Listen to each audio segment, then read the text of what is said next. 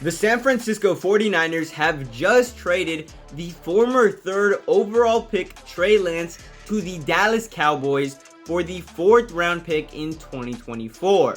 Now, if you're familiar with the channel, then you probably know I've just put out a video talking about how, Trey Lance's time with the Niners was running out, and what do you know? A week later, he's done. So in this video, I mainly want to focus on Trey Lance and the Dallas Cowboys, and less about the 49ers side of things. I will dabble into it, but I talked about the 49ers a lot in that recent video, and nothing much has changed besides the fact that he was traded.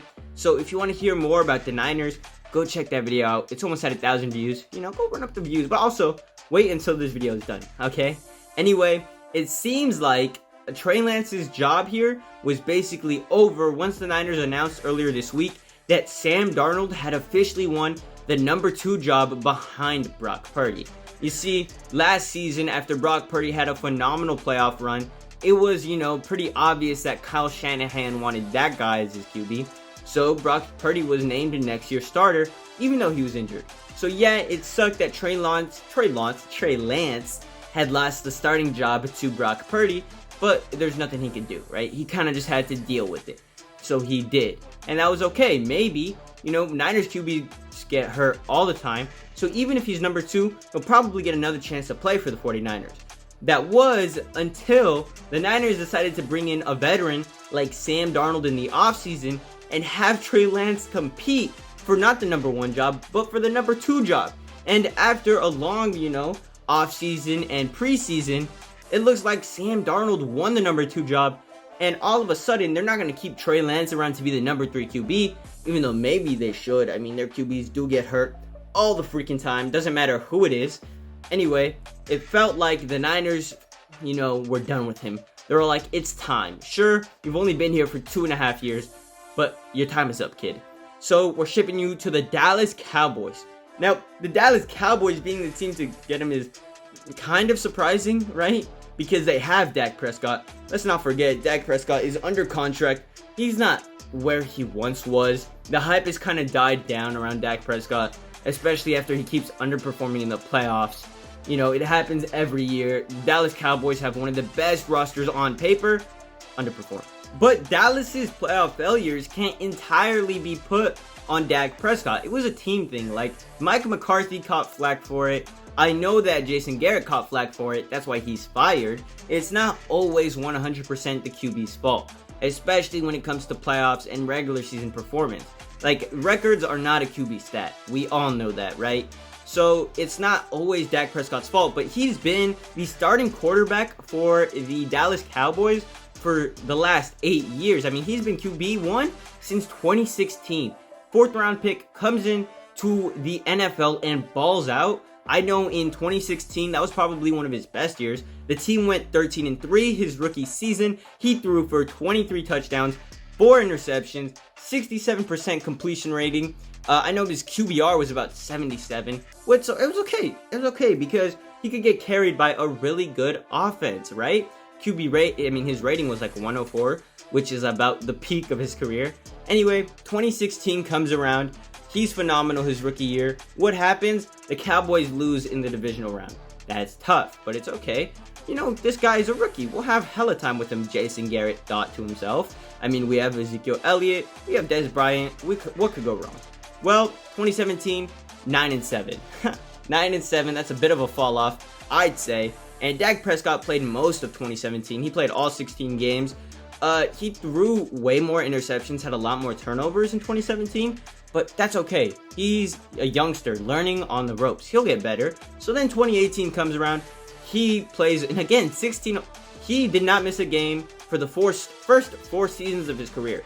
So this guy was like the definition of, being here. He would show up, wouldn't miss a game, not for the first 4 years of his career anyway.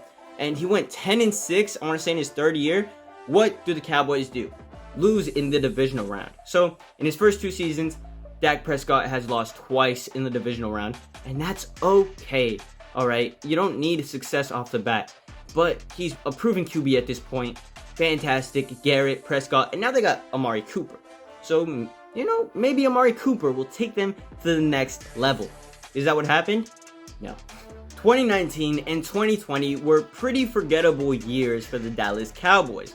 Sure, Dak Prescott's game had stepped up. His QB rating was a lot better. He had way less turnovers in the last 2 seasons. So individually, Dak Prescott was growing as a player, but the team was kind of sinking.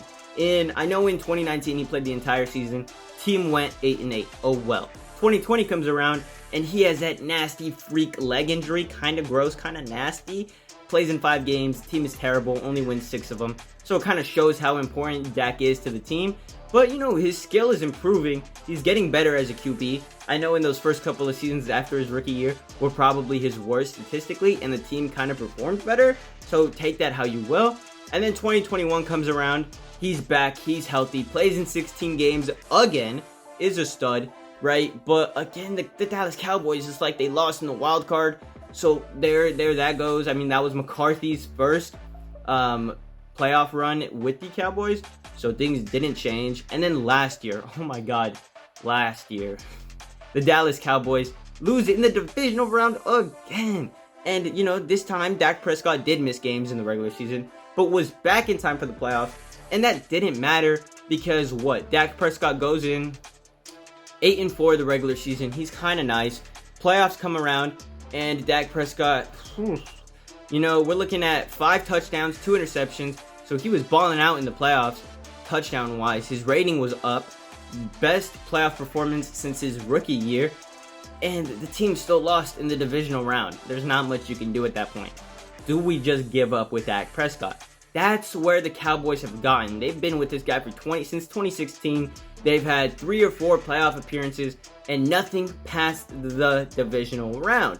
Well, look at Brock Purdy. In his first playoff run, he made it all the way to the NFC Championship game. Got hurt, yes, but, you know, Brock Purdy was a stud off the rip and made it further than Dak Prescott's ever made it.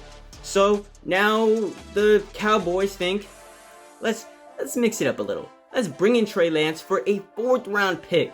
Sure, he was drafted 3rd overall, but 4th round is still a lot of value, especially for a 3rd string QB. So what is the Cowboys' plan here? Well, if I was part of the organization, I would be looking at this move as a step into the future, right? I'm 100% guaranteeing they start with Dak Prescott as QB, but if he doesn't perform in the playoffs again, you could be looking at Trey Lance being the next QB heading into 2024. And if Dak Prescott gets into a slow start, he's looking like dog water, right, at the beginning of the season. What's stopping the Cowboys from just throwing Trey Lance out there?